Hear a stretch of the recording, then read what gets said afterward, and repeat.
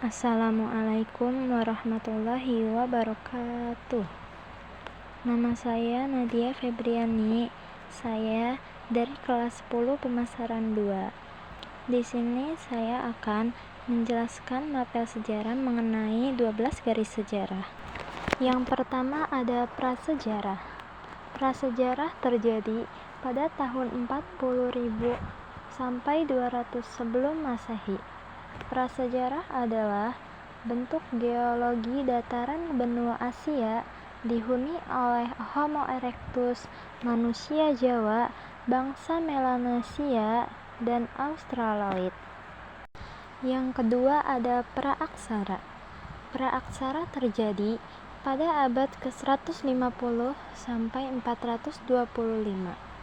Praaksara adalah pengenalan sistem penulisan Jawa berdasarkan skrip di India Utara.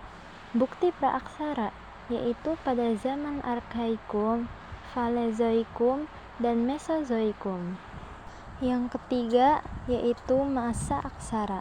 Masa aksara terjadi pada abad ke-4 sampai 5 silam. Masa aksara adalah di mana manusia sudah mengenal tulisan. Kerajaan pertama pada masa aksara yaitu Salakanegara, Kutai, dan Tarumanegara. Yang keempat ada masa Hindu-Buddha. Masa Hindu-Buddha pada abad 1 ke-15 lahir dari bangsa Arya dan Dravida dari sebuah ajaran Siddhartha Gautama, melahirkan 12 kerajaan di Nusantara. Yang pertama ada Kerajaan Kutai, berdiri di Kutai, Kalimantan Timur. Yang kedua ada Kerajaan Tarumanegara pada abad ke-5. Yang ketiga ada Kerajaan Pajajaran atau Sunda yang meliputi Provinsi Banten, Jakarta, Jawa Barat, dan sebagian Jawa Tengah.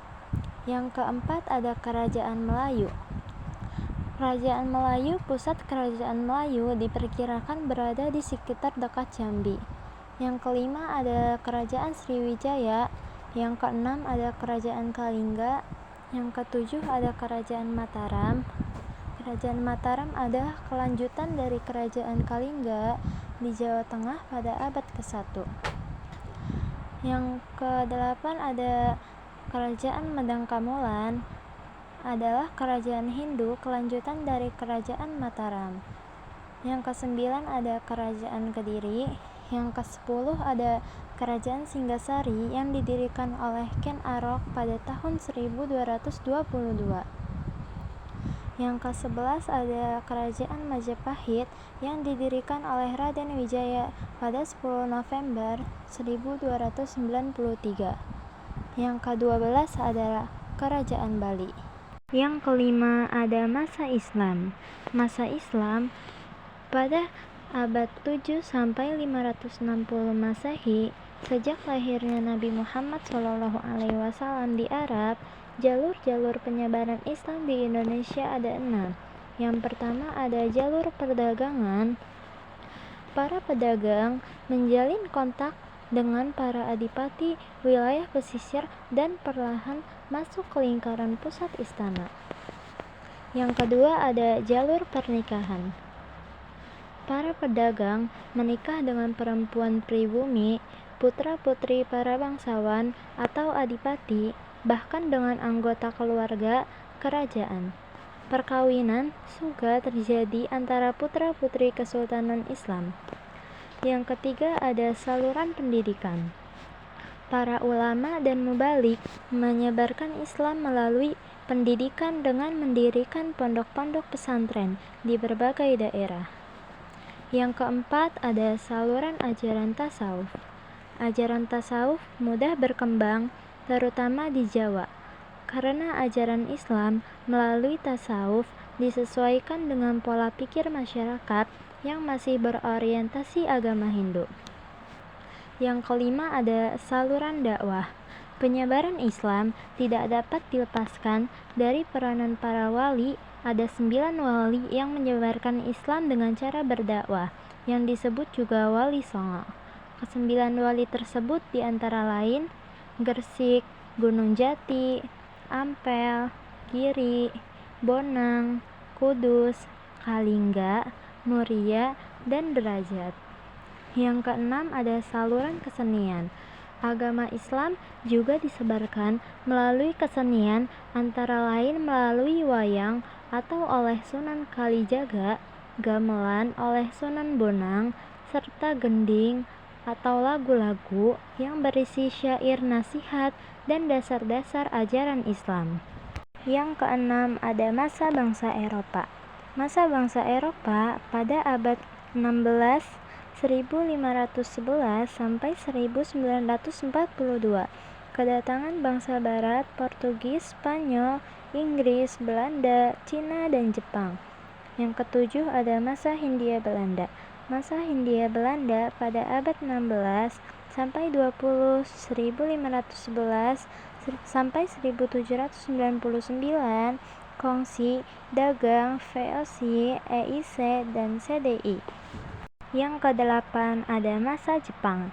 Masa Jepang pada abad 1942 sampai 1405. Masa di mana ambisi ekspansionisme Jepang di Hindia Belanda atas Jepang memenangkan PD1. Kesembilan ada masa kemerdekaan Indonesia. Masa kemerdekaan pada tanggal 17 Agustus 1945, Soekarno Hatta membacakan teks proklamasi di mana Indonesia terbebas dari penjajahan. Sebelum kemerdekaan terjadi, peristiwa-peristiwa seperti Regas Dengklok, yaitu pada tanggal 6 Agustus 1945, Amerika Serikat meluncurkan serangan bom ke kota Hiroshima, Jepang. Dan pada tanggal 9 Agustus, Amerika Serikat juga meluncurkan serangan bom ke kota Nagasaki di Jepang. Pada tanggal 17 Agustus, pukul 3 WIB atau waktu Indonesia Barat, teks proklamasi disusun oleh Soekarno-Hatta dan Muhammad Barjo di ruang rumah makan Laksamana Maeda. Pada pukul 10 WIB, Soekarno-Hatta membacakan naskah proklamasi kemerdekaan Indonesia di Jalan Paganasan Timur nomor 56, Jakarta. Yang ke-10 ada masa Orde Lama.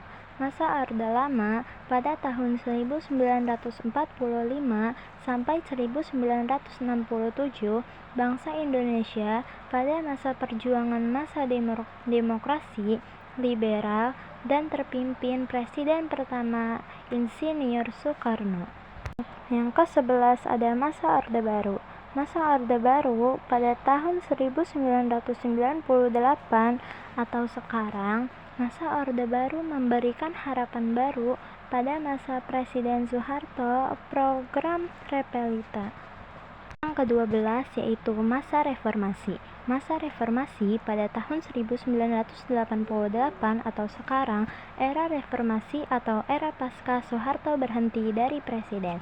27 Mei 1998 memimpin 32 tahun. Itu saja penjelasan mengenai 12 garis sejarah.